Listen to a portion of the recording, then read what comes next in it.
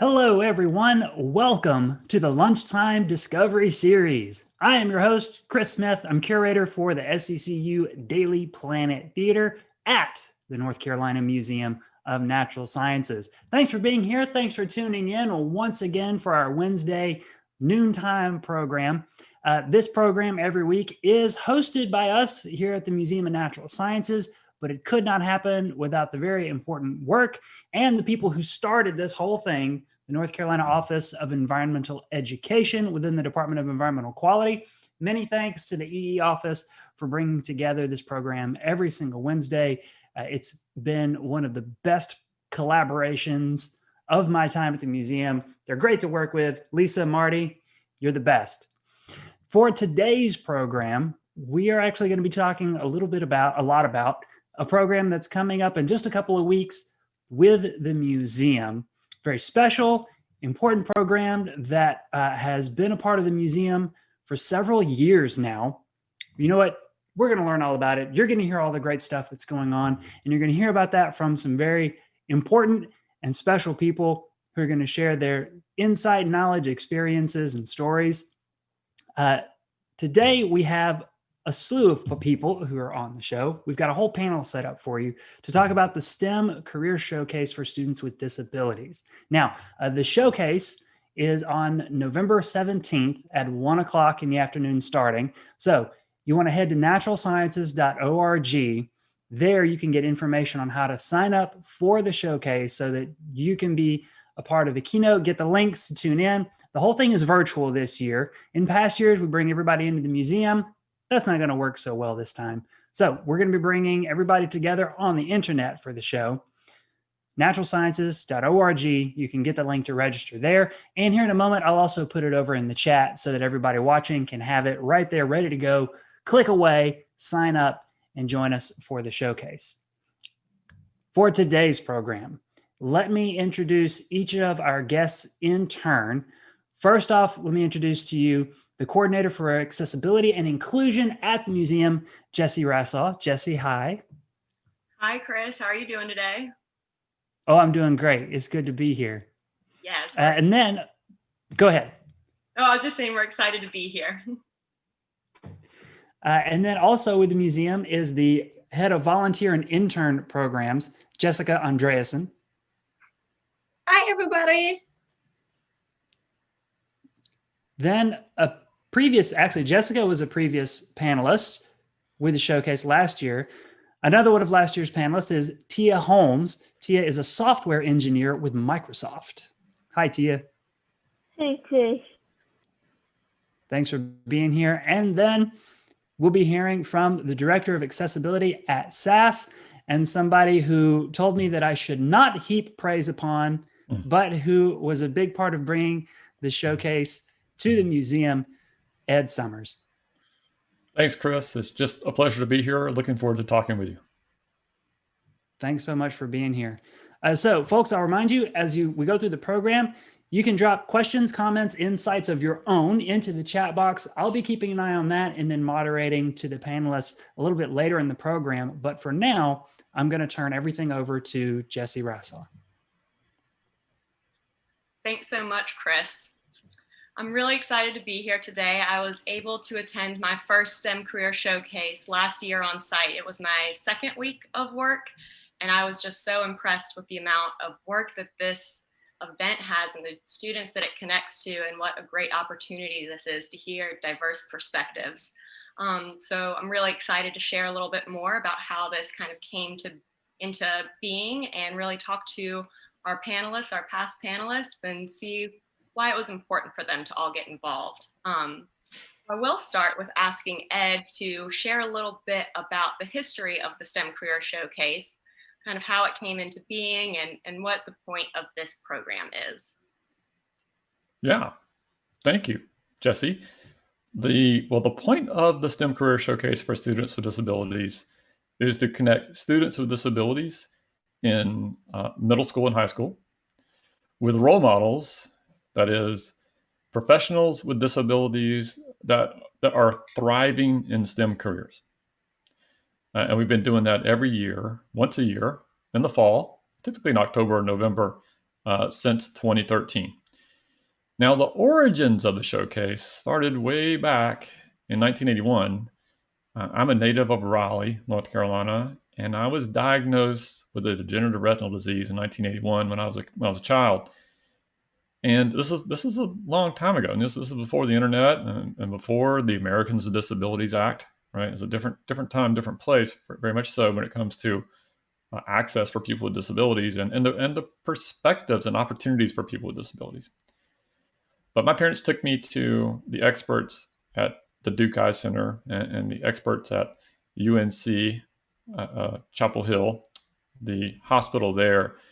And frankly, they told me that I was going to go blind and there was nothing they could do about it. And of course, you can imagine that's a lot for a young person to swallow. And one of the big concerns was career. How do you if you're given that kind of a diagnosis at any point in your life, how do you make a productive contribution to society and also pay your own way?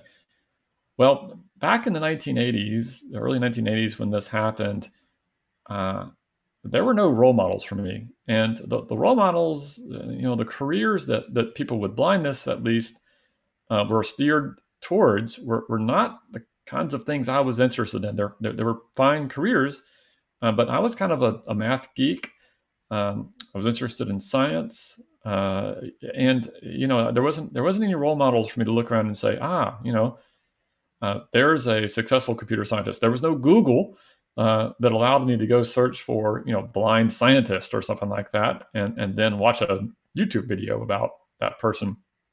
So there was just it was a hard time for me personally, and as I have lost my vision, as I have earned degrees in math and computer science and become a director at a large technology company, of course I've learned to succeed even as a blind person, and many other people have done that as well, and with other disabilities. So I was talking this is back in 2012, I was talking with friends who are educators of students with disabilities.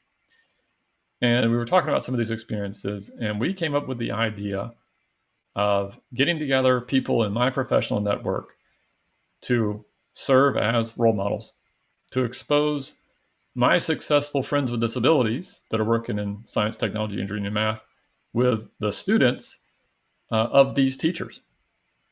So, of course, when you want to create a new event, you got to have willing partners that are willing to host and play along and frankly do a lot of the work.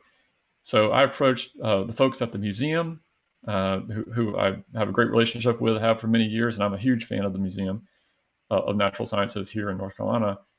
And they jumped on the opportunity to host this event and help lift it off the ground. And we started in 2013. We served hundreds of students in the museum for this one-day event back in 2013. And it keeps snowballing. We brought on additional sponsors: SAS, IBM, Red Hat, Pearson, and I can't think of all of them off the top of my head. Maybe Jessie, you can enumerate all of our sponsors over the years and our current sponsors. That would be great. But the whole community has come together to recruit and provide a platform for people like Tia and Jessica to share their personal and career and education experiences with students with disabilities. So every year we've been serving hundreds of students in this capacity every fall, physically in the museum. Now with COVID, as Chris mentioned, we're going virtual. And the planning committee for the event, when we made the decision to go virtual several months ago, we started to get really excited about the possibilities of extending our reach, because only so many students can come to the museum and participate in person. And even though we would broadcast the event, live on the web, it wasn't the same. This year, everybody's going to be virtual, so we're designing a virtual experience, and that means people can participate from anywhere in the world, and that would be students with disabilities, teachers, parents of those students. We originally designed the event to target specifically students in middle school and high school with disabilities.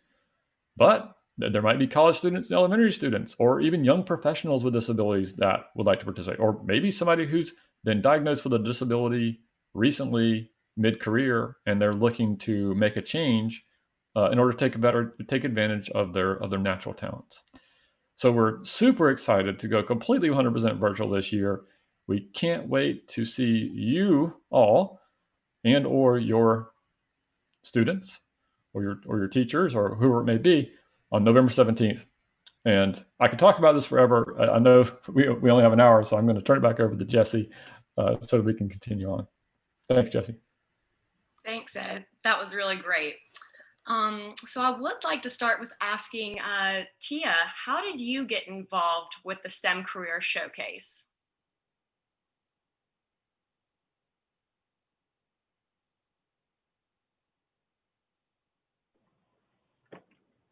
Hi, Jessie. So I originally attended the STEM Career Showcase. I believe it was the first year that you all put the event on. I was in early high school. STEM was always something that I knew I wanted to go into, but this event really solidified that that as a person with cerebral palsy, that I would be able to make it in STEM and have a successful technical career.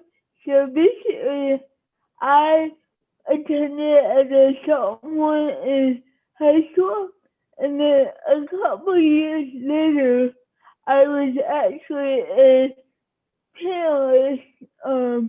When I was a senior in college, I went to UNC Chapel Hill, Blue Hills.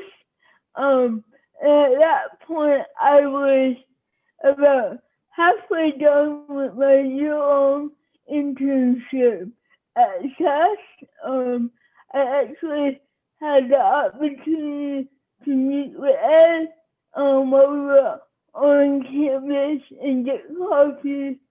So that was a really great opportunity to get to meet someone who was doing what I want to do, which is being able to combine accessibility and advocacy with technology. Thank you so much, Tia. Before we move on to Jessica, I wanted to ask you kind of what's your favorite part about your position now? My favorite part about my position now? Yeah, go ahead. All right, so well, as the volunteer and intern program coordinator at the museum, my favorite part, I have to say, is just getting to meet and getting to know people who are willing to donate their time, which is the most valuable commodity that people have. Our volunteers are an amazingly dedicated group of people ranging from students gaining experience in their chosen careers to retirees willing to donate their valuable skills. They come from all different backgrounds, cultures, abilities. I think we just did a recent survey actually of our volunteers and revealed that they speak some 36 different languages between them. So some of our volunteers have been with the museum for 30 to 40 years. I learn so much from them. They're bringing their passion, their skills, their advice, their experience, friendship, vision, leadership. I mean, the list goes on. They've just been bringing all of that, but their time they give. So in my current position, it's my hope to provide support, advocacy, and increased opportunity for people of all abilities and walks of life to pursue careers in STEM fields and provide a world-class visitor experience through volunteerism and internships. That's awesome. Jessica, how did you get involved with the STEM Career Showcase? Good question. So I got involved last year, and I just started working for the museum in June of 2019, so I'm still a newbie. But I've always been very open about my experience with cochlear implants. I have bilateral cochlear implants. I'm completely deaf without them. So about a month later, I was approached by the coordinator of accessibility and inclusion at the time, David Wood, who asked me if I had heard of the event and if I might be interested in being involved. I had just moved up from Florida and I had not heard of this event at all. I was still getting used to things. So David pulled up the website, he showed me the event, he talked to me and explained what it was all about. And then he showed me the video from 2018. And to be completely honest, it actually moved me to tears. I started crying in my office because it was just so sweet and just amazing. And I was just at a loss for words at just how awesome this event was. I had never worked somewhere before that placed such a heavy emphasis on IDEA. So at that point, David wanted to introduce me to Ed, since a panelist for that year's showcase suddenly couldn't make it. And he wanted to chat with me about potentially stepping up to take their place, since my background is in marine biology and environmental education. The meeting with Ed went so great. It was the start of a wonderful relationship.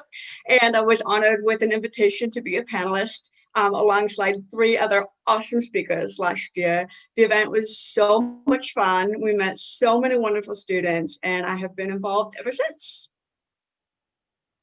It was a great panel last year, so I was very excited. It was a great one to have my first experience with and to see people within the museum participating and really showcasing how diverse we can be and all of our different perspectives. Tia, what is your favorite part of your job?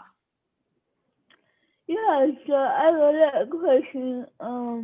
I think one of my favorite parts about my job is that I get to work on different technologies and different projects every couple of months. So my job is all about hands-on learning. I'm always learning new technologies, new frameworks. I get to work with a lot of different people within Microsoft. So I really enjoy the versatility of being a software engineer here. Thank you so much. That's great. Ed, what about you? What's your favorite part of your position? Well, so my job is, and the job of the accessibility team at SAS, my colleagues, our job is to make data and analytics and the ability to analyze data accessible for everyone, including obviously people with disabilities. And we do that by inventing technology, applying the existing technology and inventing new technology that enables people.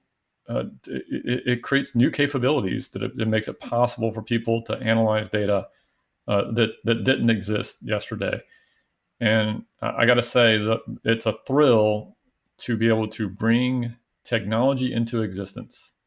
Just something it's an idea that we start kicking around within the team, and we start prototyping, and we bring something essentially out of the lab, out of the ether, out of our heads into the lab and into pretty much a physical reality. And when that new technology gets in front of customers and they get it and they can do things they couldn't do before that enhance their career and their lives, it just gives me a thrill. That's why I do it. Definitely creating something new and having it out there in the world that can help other people. That's pretty cool part of a job, something that you can see that's tangible and helps other people. Yeah. All right, well, Tia, why do you think that it is important? Why was it important for you to participate as a student and as a panelist? Yeah, that's a good question. I think for me as a student, it was very important to be able to see the women in STEM, but also people with disabilities in STEM that had solid careers that had not let their disability impede the way that they achieve a career goal. So it kind of remotivated me and reinforced these ideas that I had grown up with. My parents basically said, you can do whatever you put your mind to. So I was lucky enough to have that support at home, but I think the showcase is really good for people who don't know what they want to do or aren't sure that they can make a solid career in STEM. That was something that I worry about was I don't type as quickly or not as quick with a mouse as some people. But being able to see that technology has come so far and the ability for me to keep up with my peers in school also really helped me want to become a software developer in order to make products that will help other students like me who need that little bit of extra help to keep up in a typical classroom.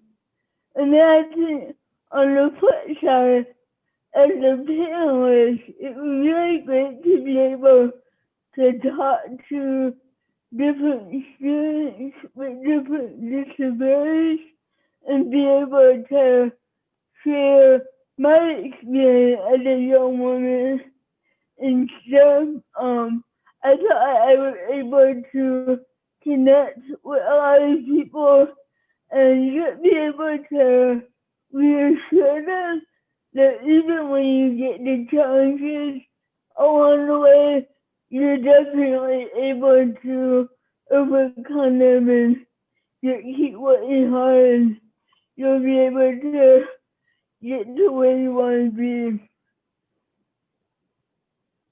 Thank you so much, Tia. What about you, Jessica? Why was it important for you to become involved, and why do you think students should participate in this event? Well, there's a reason that I got all teary-eyed when David first showed me that video. It's because I would have absolutely loved something like this as a kid. I grew up in rural Kansas before moving to a tiny little logging town in Washington State. Diversity was practically non-existent in both places. Resources for kids like me with disabilities were equally non-existent. So for me, growing up with a hearing impairment in these places during a time when the ADA was barely a decade old, the emphasis was always just fix it, fix it, fix it, instead of teaching me to live with it and teaching me that it was okay to have a disability. I felt embarrassed by it. I felt alone. I didn't have many friends in elementary school. I didn't even want to try hearing aids because I was already being bullied for having a hearing impairment and for wearing glasses. I was bullied by my peers. I was even bullied by a teacher in elementary school. By the time I was in high school, I basically had to force myself to come to terms with the fact that I will end up deaf someday. But because I was raised in the hearing world, I didn't really have the resources or the support to prepare myself for that. So I just kind of gave up any hope, really, of holding a job that I really loved. I dabbled in a few science fields in college, but was told why bother, so I gave it up. But I remember one class in which a park ranger came to visit and talk about their job in environmental education, and something in me just clicked with that. So I struggled for about another year or so before I decided to make a really drastic change. I took a year off college to sort myself out and moved clear across the country by myself from Washington State to Florida. I basically had to hand carve my own path from scratch because I got tired of people telling me what I can and can't do. So it was a really hard move, and I don't recommend anybody doing that. But in the end, it ended up being the best thing because I graduated my bachelor's in marine biology. I got scuba certified. I became a Florida master naturalist. I met my now husband and got to work at Disney World, worked at SeaWorld, worked at some really amazing nature centers. And in 2016, I took a leap of faith and underwent cochlear implant surgery.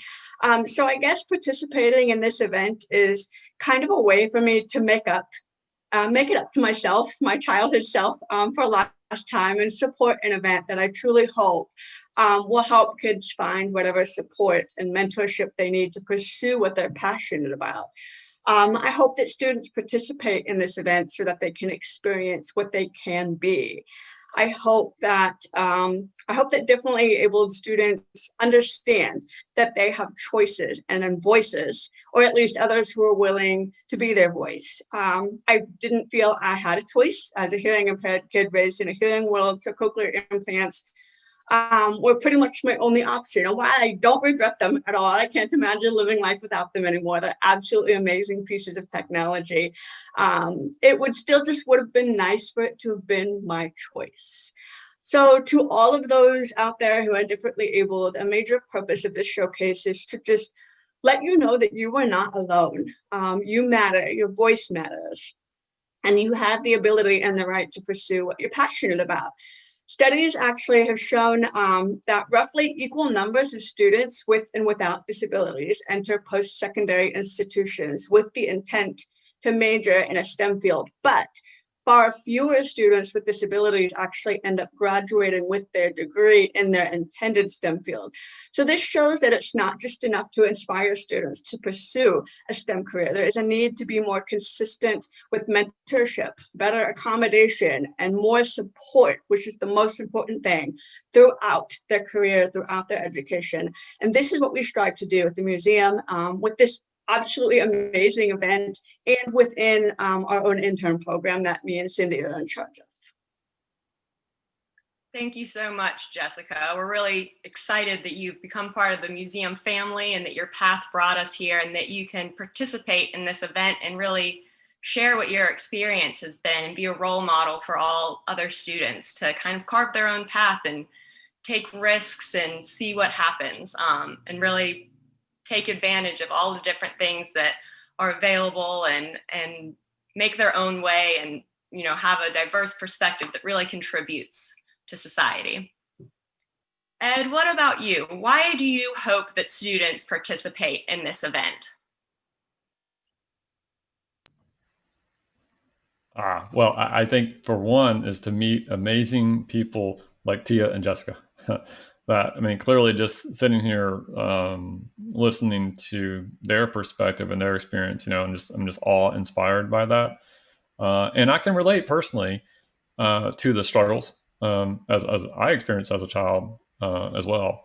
So I would say though that you know, the challenges with success for us. Oh, that's my puppy out there. Sorry if you can hear that. The challenges to success for those of us with disabilities, regardless of what age or what stage of life, you know, they're considerable.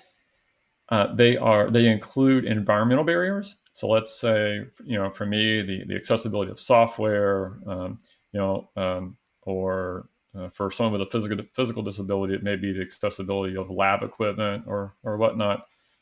Or for example, for Jessica, communication, you know, the environmental factors in communication. But then there's also these attitudinal barriers. And that boils down to what people in our, either in general or people in the office or in the classroom, what they think the limitations and capabilities are of a student with a disability. And I can assure you that if a teacher or a parent or hiring manager has a preconceived notion about what Tia or Jessica can or cannot do, I can absolutely assure you for a fact that their preconceived notions are wrong. And for whatever reason, due to the popular media or ignorance, we all put unnecessary and false barriers on all of our abilities, whether or not there's a disability involved or not, right? Someone with a disability or someone without a disability. So I think the students, to get back to your question, and apologies for the long-winded response, but to get back to your question, the students that attend, I hope that they realize the utter falseness of the barriers that people try to place upon them.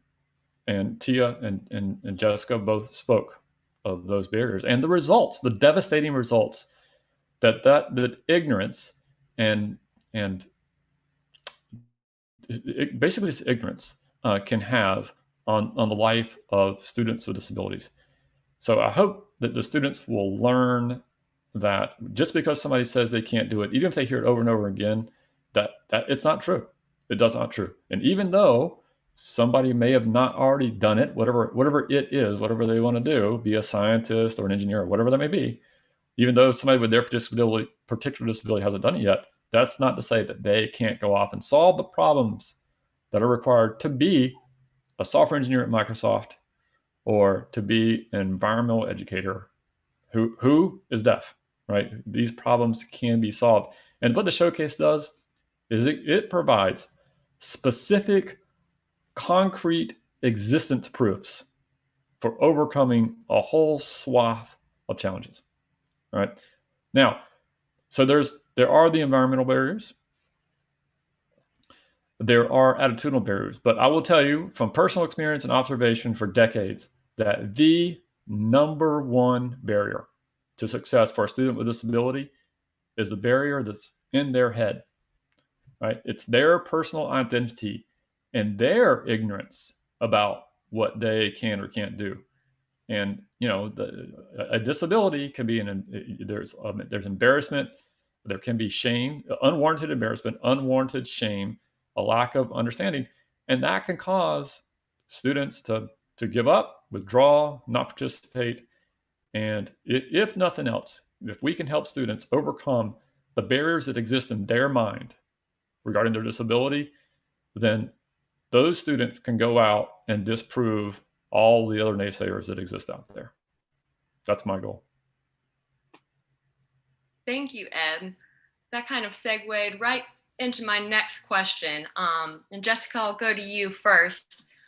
If you're looking back and talking to your teenage self, what advice would you give to yourself? Good question. To just do it, go chase what you're passionate about. I have loved marine biology since I was 6 years old. I remember that day I went to SeaWorld for the first time, and I remember talking to an educator at SeaWorld, and she just was so passionate and so good with the kids. I remember turning to my mom and tugging on her sleeve and saying, "Mommy, I want to do that." But I got into it so late in life because I didn't see it as a viable option for me. Like Ed said, so much of it is in our heads and we tend to get into our own heads. But don't let other people's perceptions or opinions hold you back. Be prepared for people to inevitably say to you that you can't do something. But in that case, though, just know that you can and you will. Thanks, Jessica. Tia, what about you? What advice would you give to your teenage self?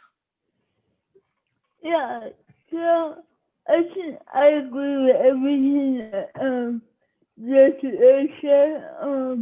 However, I want to add that I would say to my teenage self, don't be afraid to ask for help, and don't be afraid to ask for what you need in order to be successful. I think that a lot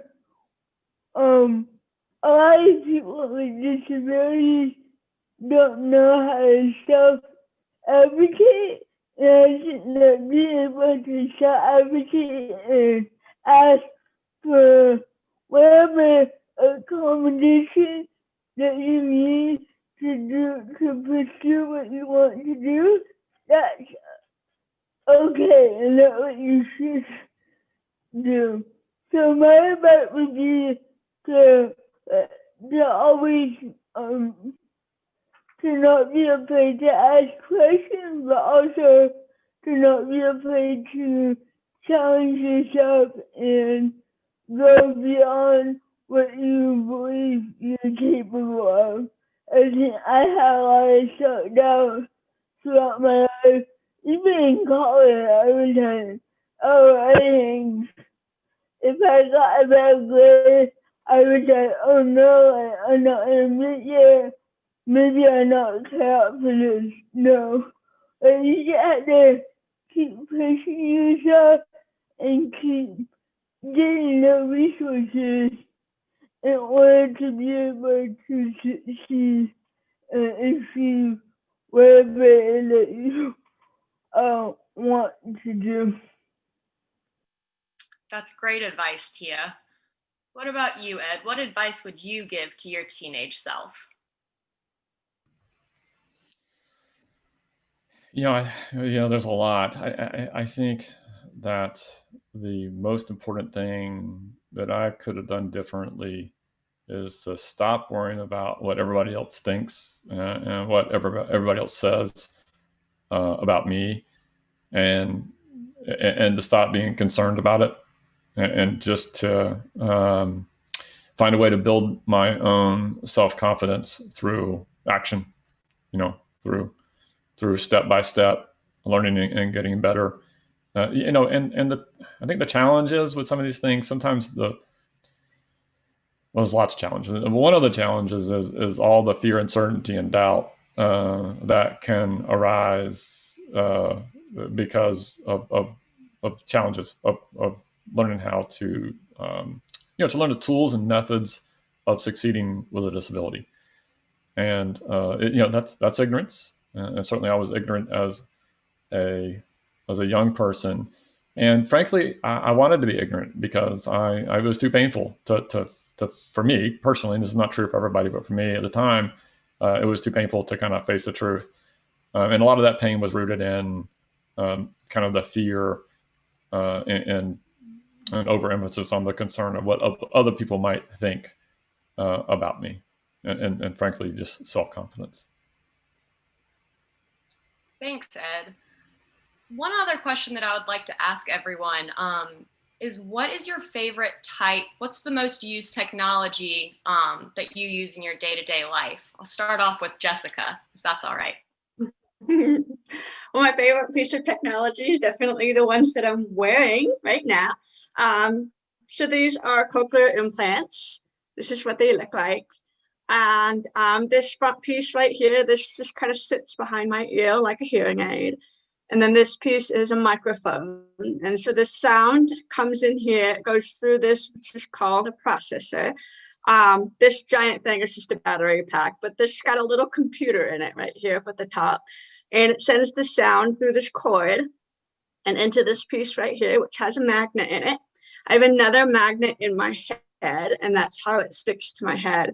And then another processor inside my head. So the sound actually goes through my skin and into the processor in my head. And then the sound travels down through the tiny little cord about the width of a hair that is inserted into my cochlea, which is this tiny little snail shell shaped organ that's in your inner ear. And that is how people hear typically. There's tiny little hair cells in there. And the movement of that hair is actually what sends sound to your auditory nerve, and that's what your brain interprets as sound. But my brain doesn't interpret it properly. So I have a little tiny cord in there that hears for me, and it sends sound coming in from this microphone straight to my auditory nerve. So it bypasses my entire inner ear. And that is how I'm able to hear. I've had people ask me if it sounds normal. I have no idea. I don't know what normal sounds like. But they do have, like online, they have ways where hearing people can actually listen through a speaker to hear what it sounds like to hear through a processor. My dad says it sounds very robotic. It sounds kind of Darth Vader-ish. I don't know if that's true or not, but I can hear birds and frogs and all kinds of cool stuff now. So I'm not complaining at all. It's a pretty cool piece of technology. That is really impressive. I thank you for that demonstration and explanation about how that works. Yeah, what about you? What is your favorite piece of technology that you use? I would say I don't really have any tech that I need for my job in terms of accessible tech. But one piece of technology that I love would probably be my Apple Watch. I feel like my Apple Watch has not only motivated me to walk and move and get around, even though I'm at home working, 8 9 hours a day. So that's been good for the amount of weeks that I need to walk around and do. But it also helps me be more productive because I'm not looking at my phone as much because I can easily see a notification and then I know whether or not I need to actually look at my email on my phone. And in that sense, I'm not looking at my personal phone device as much, and I'm able to be more productive throughout my workday. That's awesome. It's nice to get that reminder to kind of get up and walk around, especially with all of us working at home. I think we kind of all start working and get in the zone, and it's nice to have that reminder to get up and walk outside and get a breath of fresh air and kind of engage with some nature as well. Right. Ed, what about you? What's your favorite piece of technology that you use? Well, Jessie, I'm so thrilled that we finally come around to talk about technology, which is kind of my thing. So, yay. Okay, my favorite piece of assistive technology that I use every day it's very old. It's organic, and its name is Chewbacca because he's my seeing eye dog. He's a big German Shepherd seeing eye dog, and we eat together as a team. That's how I get around. Now, of course, with COVID, I don't get around quite as much as I used to. We still do, but there's not as many fun places to go. Although the museum's open again, yay! Limited hours, from 10 to 4, 6 days a week. So life is getting back to normal a little bit. I haven't been down there yet. I think you guys just opened a couple weeks ago. So Chewy, Chewbacca, my seeing eye dog, number one. Second is my Apple iPhone, which is pretty much always within arm's reach or in my pocket. And if I'm not using my iPhone, then I'm using this Windows laptop that I'm on right now. And on my iPhone and my laptop, I have special software that's running called a screen reader. And I use different versions of screen readers. There's different ones. There's one that's built into Apple, for example, called VoiceOver that comes. And then I use third-party ones on Windows. But the screen readers, what they do is the screen readers read the information on the screen to me, and I listen to it in my earbuds at a very fast rate. And I navigate the screen on a Windows laptop, for example. I navigate using the keyboard because I can't see the mouse. And as I'm navigating around, the software that I'm using, either Windows or the applications, they read using text-to-speech or robotic voice. They read the text to me, and that's how I access technology. Thank you, Ed. Mm-hmm. Well, I really appreciate everyone, sharing their experiences and sharing how important this event is for people. We're really excited about having a virtual event this year. Again, it's November 17th from 1 to 3:30. We are going to have a fantastic group of panelists. Our keynote speaker is Dr. Gina Maria Komen, who is the director at Duke for the Biostatistics and Epidemiology Research Design Core. So she will be our keynote speaker, and then we have a couple of panelists lined up. We have Dr. Shiria Zenyat, who is Associate Professor of Information Science at Cornell Tech.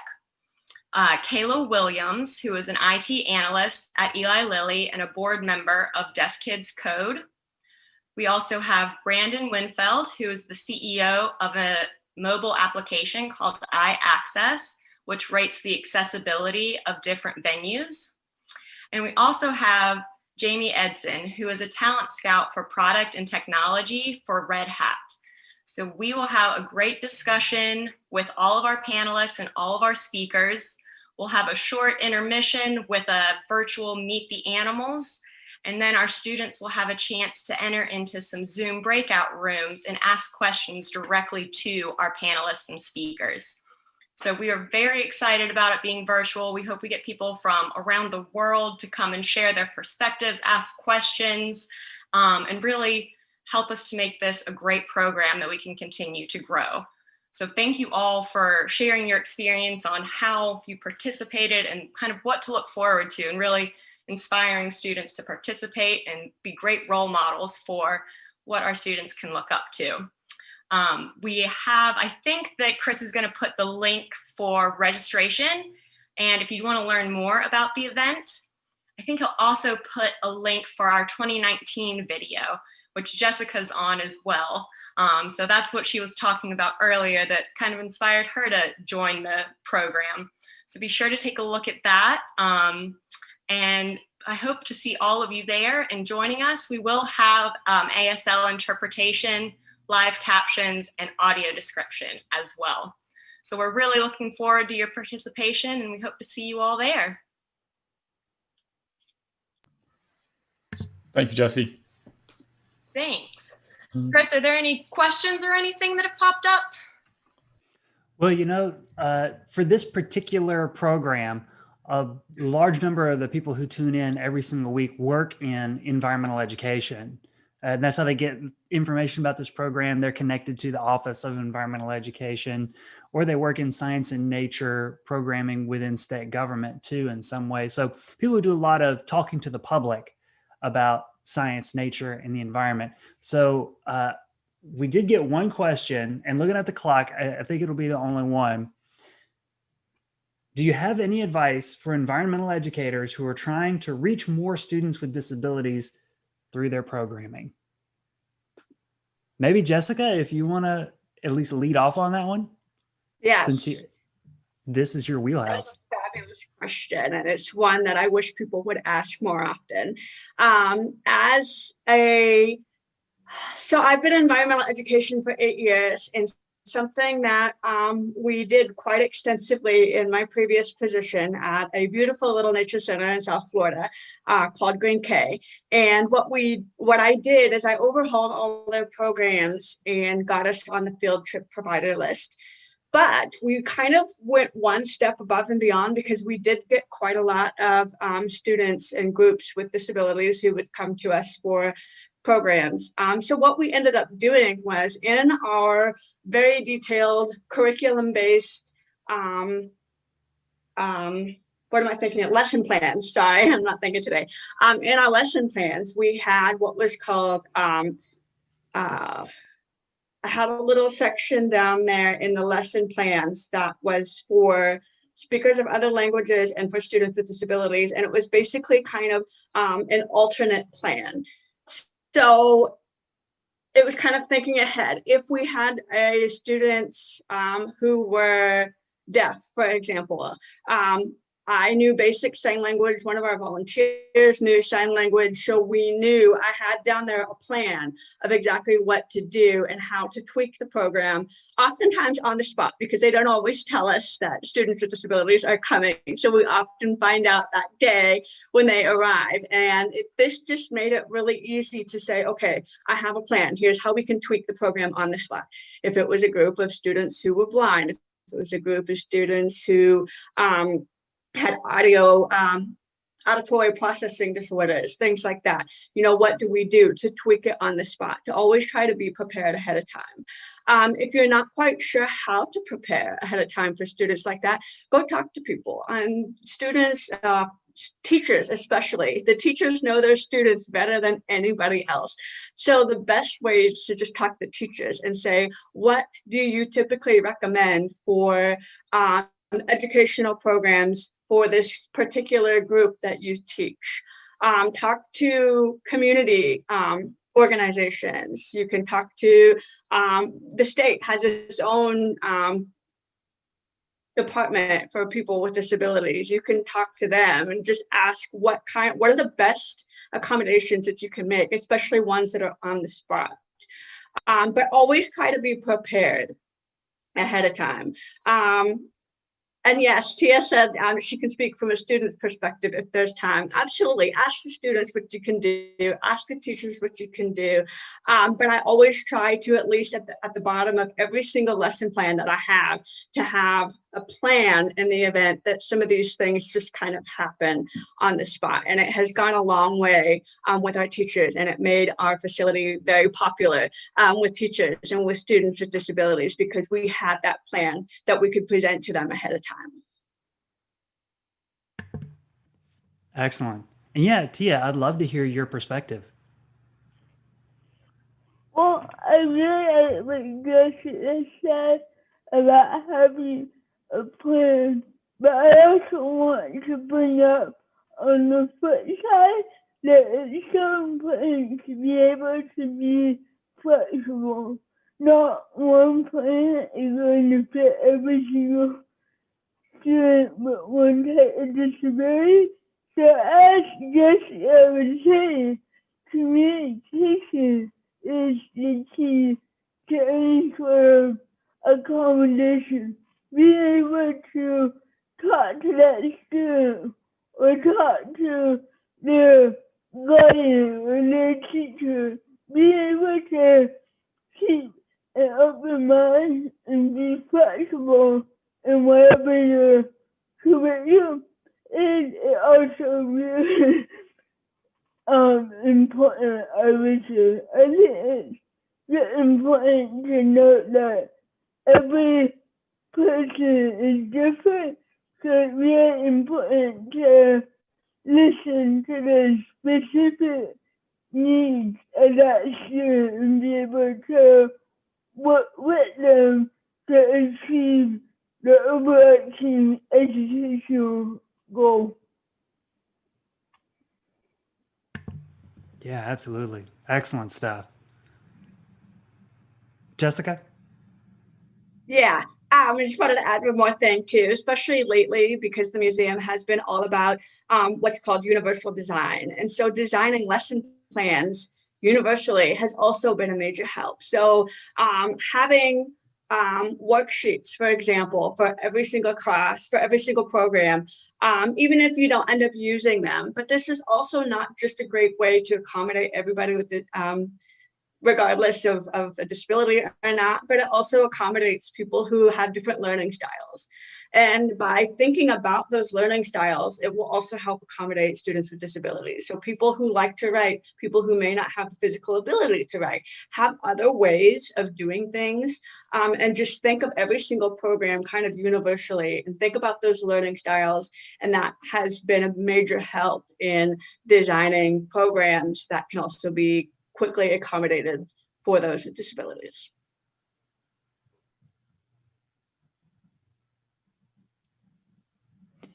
Ed, did you have anything you wanted to add on? I'll give you the chance. Well, I was going to pipe up and talk about universal design for learning. Jessica beat me to the punch. And I would say also, just in that vein, one of the underlying principles of UDL, which is a term that you can go search for, and there's lots of great information about universal design for learning, kind of self-study information out there, if you'd like to go find that. And one of the underlying principles, though, is being multimodal.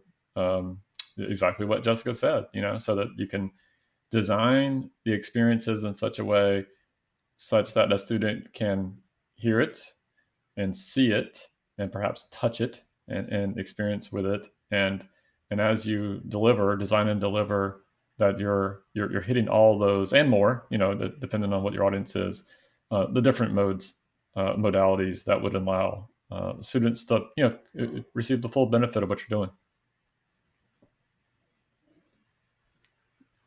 Definitely. Excellent stuff. I mean, in my short time at the museum, just a few years, and being around people like Jessica and Jessie, working alongside them, and people like David Wood that Jessica mentioned, who was previously with us, it's incredible to learn. And something that I was, Ed, you called it ignorant to, was if we design for the most amount of people to be able to take advantage of it, everybody finds something in it. Even if, you know, if you don't have the disability, or you have different kinds of disability, then there's always something there. There's a way for everyone to get access to it. And rather than just making accommodation for different groups of people, everybody gets brought along all together at once. And I think that's one of the most powerful tenets, I think, for something like universal design, is that we all go together on the journey of learning or exploration or discovery. There wasn't even a question. I was struck by that. So yeah, I agree. When we design for the fringes, it improves the experience for the people in the middle. That's what I find. I agree with you 100%. Absolutely. It's a great way to continue learning ourselves too as educators, to think outside the box instead of this one manner of teaching with just asking questions, raise your hand, and that's the only way to interpret information and learn. If you try and think about it from a different perspective and teach in a different manner and use different senses and different ways to think about it, you're improving access to a topic and really amplifying the ways that you can apply it to different areas in your life. You know, and a lot of people come in with groups that they can learn from. So it's a whole community process of learning how to share information, how people are learning information, and how to really improve the way that we educate about different science and technology and the environment. So universal design for learning is very vital for not just people with disabilities, but for the entire community to really engage on multi-levels. all right. Well, Jessie, Jessica, Tia, Ed, thanks so much for being a part of today's Lunchtime Discovery Series presentation, and for sharing all of your insight and expertise with us. Absolutely fantastic to hear from you. Everybody, the link to sign up for the November 17th STEM Career Showcase for students with disabilities is over there in the chat box. You can also visit naturalsciences.org, the museum's website, to get more information about the program, read about the different speakers and the different activities that we'll have available, all virtual this year. So wherever you're at, you can tune in, whoever you are. I hope that you can join us. Again, naturalsciences.org. If you're interested, you can also follow the museum on Facebook, Twitter, and Instagram. We're at Natural Sciences. And you can follow the Office of Environmental Education on Twitter. They're at North Carolina EE. There you can get lots of information about future upcoming Lunchtime Discovery Series presentations. We have a great time every week learning something new from insightful people, just like today. So to our panelists, thanks once again. To everybody who tuned in, watching, thanks for being with us. We'll see you again next time. Until then, take care and stay safe, folks. Bye.